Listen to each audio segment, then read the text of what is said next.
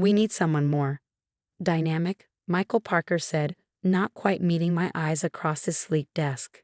The tech industry moves fast, Catherine. Maybe it's time to consider a different field. I sat there, stunned, staring at the termination papers he just slid across to me. 23 years at Vertex Software, and this was how it ended. Dynamic? I repeated, my voice steady despite the anger building inside me. I just led the team that delivered our most successful product launch ever. Michael, 15 years my junior and CEO for barely 6 months, gave me that condescending smile I'd grown to hate. The industry is changing. We need young blood, fresh perspectives. Someone who can connect with our younger demographic. Young blood, fresh perspectives.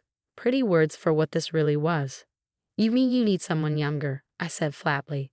I'm 45, Michael, not dead. He shifted uncomfortably. Your severance package is generous. 3 months' salary plus. Save it. I stood up, gathering my dignity along with my papers. You'll regret this decision. He actually laughed, a short dismissive sound that made my blood boil. Catherine, let's be professional about this. You've had a great run. But it's time to step aside for the next generation. I walked out of his office without another word, past the curious stares of my colleagues, past the desk where I'd spent countless late nights building Vertex into what it was today.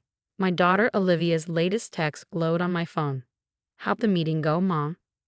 Olivia, 23, brilliant and newly graduated with dual degrees in computer science and business. She'd been telling me for months that Vertex was changing, that the new management didn't value experience. I defended them, loyal to the end. I texted back, we need to talk. 2 hours later, I sat in my kitchen watching Olivia pace back and forth like a caged tiger. Her dark hair, so like mine at her age, swung with each turn. They can't do this, she fumed. It's age discrimination. It's illegal. We should sue. And spend years in court. I shook my head. No, I have a better idea. She stopped pacing. What? I smiled, feeling the first stirrings of a plan. Remember that startup idea you pitched me last month? The one about adaptive learning software? Neural dynamics? Olivia's eyes lit up. Of course. I've been refining the concept, building out the architecture. How close are you to a working prototype? She sat down across from me, excitement building in her voice. I could have something basic in 3 months, but Mom, we need funding, infrastructure. I have savings, I said. And more importantly, I have 23 years of industry connections. People who owe me favors. People who might be very interested in supporting a company that actually values experience. Olivia stared at me for a long moment. You're serious. Michael Parker thinks I'm too old for this industry. I pulled out my laptop. Let's prove him wrong. The next 3 months were a blur of activity. While Olivia worked on the prototype, I reached out to my network. To my surprise and vindication, many were eager to help. It seemed I wasn't the only one troubled by the industry's obsession with youth. Marcus Chen, my old mentor from my early days at Vertex, now ran a venture capital firm. Adaptive learning software with an experienced team behind it. Count me in. But Catherine, he paused, why not put yourself as CEO? Why Olivia? I smiled. Because nothing will prove my point better than having my 2 old ideas succeed under my daughter's leadership. We set up shop in a small office park across town from Vertex. Neural Dynamics. Olivia insisted on keeping the name, started with 10 employees, all experienced developers who'd been aged out of their previous positions. 4 months in, we had our first working prototype. It was revolutionary, software that actually adapted to each user's learning style, growing and evolving with them. Perfect for both corporate training and educational institutions. While Olivia led the technical team, I handled business development. My industry contacts proved invaluable. Within 6 months, we had our first major client, a Fortune 500 company looking to overhaul their training systems. The success of that first implementation led to others. Neural Dynamics grew rapidly, but smartly. We hired based on talent and experience, not age. Our office became a mix of youth and wisdom, each learning from the other. 1 year after being fired from Vertex, I sat in our new headquarters, a renovated warehouse with exposed brick walls and open workspaces, reviewing our latest acquisition proposal. Mom, Olivia burst into my office, her face flushed with excitement. You need to see this. She handed me her tablet. On the screen was a news article. Vertex Software reports fourth quarter losses, stock plummets. I skimmed the article. Vertex was struggling. Their last 3 product launches had failed to meet expectations. Customer satisfaction was down. And buried in the middle of the article was a telling quote from an anonymous employee. The new management doesn't understand the complexity of enterprise software. They're all flash, no substance. Olivia perched on the edge of my desk. They're looking for a lifeline. Rumor is they're approaching companies for potential buyouts or partnerships. I leaned back in my chair, a plan forming. What would you say to acquiring their enterprise division? Her eyes widened. Can we afford it? After next week's IPO, I smiled. Easily. But that's not the best part. What is? Michael Parker would have to interview with you to keep his position. Olivia's grin turned wicked. When do we start? I picked up my phone and dialed Marcus. Time to make an offer they can't refuse. The wheels were set in motion. Our IPO the following week exceeded all expectations. Turns out investors appreciated a tech company that valued experience. Neural Dynamics was now worth billions, and we were about to turn the tables on Vertex. But first, we had to arrange a meeting. One that would remind Michael Parker that age was just a number, and karma was very, very real. The Vertex software lobby hadn't changed. Same modern art on the walls, same sleek furniture, same air of desperate trendiness. But this time, I wasn't here as an employee. I was here as the owner of their potential salvation. Ms. Wilson. The receptionist smiled brightly. The board is ready for you in the main conference room. I nodded, adjusting my designer blazer. The same room where I presented countless times during my 23 years here, but today was different. Actually, I said, I'll wait for my CEO to arrive. She's leading the presentation. The receptionist blinked, clearly not expecting that. I enjoyed her confusion as I sat down, checking my phone for Olivia's latest text. Stuck in traffic, 5 minutes away. Don't start without me. Right on cue, Michael Parker emerged from the elevator, his face tight with stress. He'd aged in the past year. Amazing what running a company into the ground could do to someone. Catherine? He stopped short, staring at me. What are you doing here? I smiled pleasantly, waiting for a meeting. You know, despite being so old, I can still manage that much. He flushed. Listen, about last year. Ms. Wilson. The receptionist cut in. Your CEO has arrived. Olivia strode through the front doors like she owned the place, which if things went according to plan she soon would. She wore a black power suit that made her look older than her 24 years. But her youth was still apparent. Michael's eyes widened as she approached. I could see him processing, wondering why someone so young was leading a company wealthy enough to acquire Vertex. Mom, Olivia smiled, kissing my cheek. Sorry I'm late. Traffic was terrible. She turned to Michael, her expression cooling. Mr. Parker, I presume. I watched the blood drain from his face as the pieces clicked into place. Mom, he choked out. Shall we head to the conference room? I suggested brightly. I believe the board is waiting. The boardroom was packed. 8 nervous-looking board members sat around the massive table, with Michael's seat conspicuously empty at the head. As we entered, I recognized most of them, the same people who'd rubber-stamped my termination a year ago. Olivia took control immediately, standing at the front of the room with the confidence of someone twice her age. Good morning, everyone. I'm Olivia Wilson, CEO of Neural Dynamics. I believe you all know my mother, Catherine. The board members shifted uncomfortably.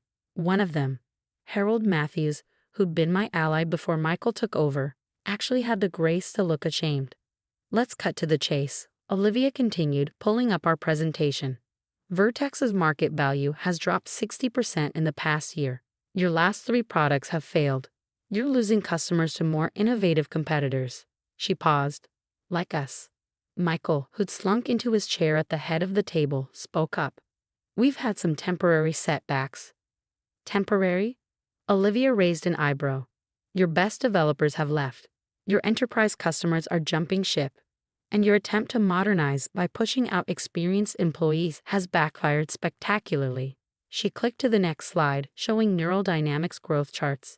Meanwhile, our company, led by the people you discarded, has captured 30% of the enterprise market in just 1 year. The board members leaned forward, studying the numbers with increasing interest. Harold Matthews let out a low whistle. "We're prepared to acquire Vertex's enterprise division," Olivia announced. "Full purchase, generous terms. We'll retain most employees, though," she smiled coldly at Michael. "There will need to be some changes in management." "This is absurd," Michael sputtered. "You can't seriously expect." "Neural Dynamics is now valued at $4.2 billion. I cut in smoothly. More than 10 times Vertex's current market cap. I'd say we can expect quite a lot." Silence fell over the room. "The deal is simple," Olivia continued. "We'll absorb your enterprise division, retain your client base, and integrate your remaining viable products into our ecosystem. Current employees will be evaluated for positions within Neural Dynamics." She paused. "Including you, Mr. Parker." Michael's face went from red to white. "You expect me to interview for a position in my own company?" "No," Olivia corrected. "You'll be interviewing for a position in my company. Assuming you're not." She glanced at me with a small smirk. "Too old for the industry." I bit back a laugh as Michael slumped in his chair, defeated.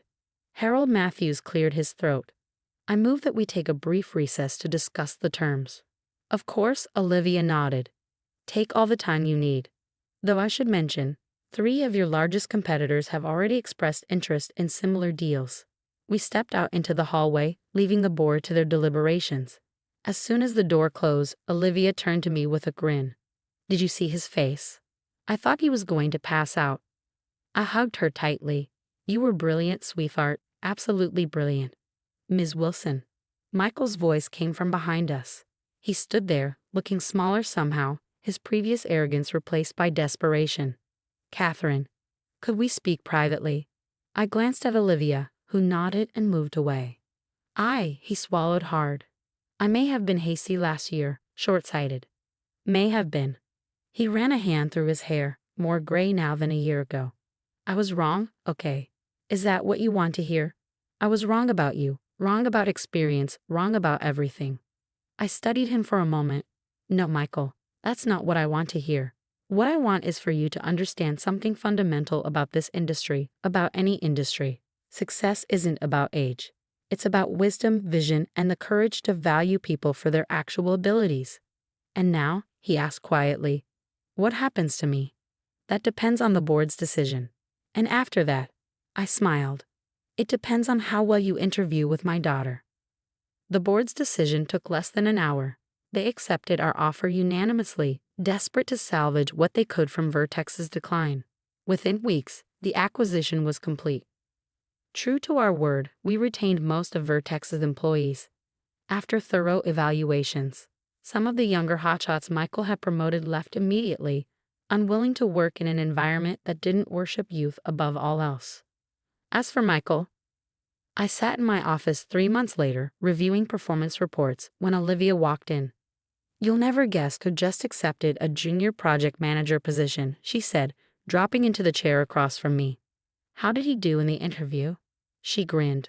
"Let's just say he's very eager to prove he can adapt to a more experienced management style." I laughed. "And his first assignment?" "He'll be working under Janet Thompson's team. You remember Janet?" I did indeed. Janet was another too-old employee Michael had pushed out. She joined Neural Dynamics early on and now led our largest development division. At 62, she was also our most innovative team leader. "Perfect," I said. Later that day, I walked through our office, observing our unique company culture in action.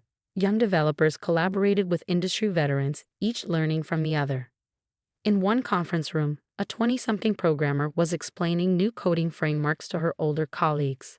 In another, a gray-haired system architect was teaching junior developers about enterprise-level security protocols. I spotted Michael in the break room, looking somewhat shell-shocked as Janet outlined his first project. He glanced up and saw me watching. For a moment, our eyes met, and I saw the lesson had finally sunk in. Age was just a number. Success was about something far more important: the wisdom to recognize talent in all its forms. That evening, as Olivia and I shared a celebratory dinner, she raised her glass. "To proving them wrong." I shook my head, smiling. to proving ourselves right. We done more than get revenge. We created something that proved success had no age limit, only the limits we placed on ourselves. And somewhere in a junior project manager's cubicle, a humbled Michael Parker was learning that lesson the hard way.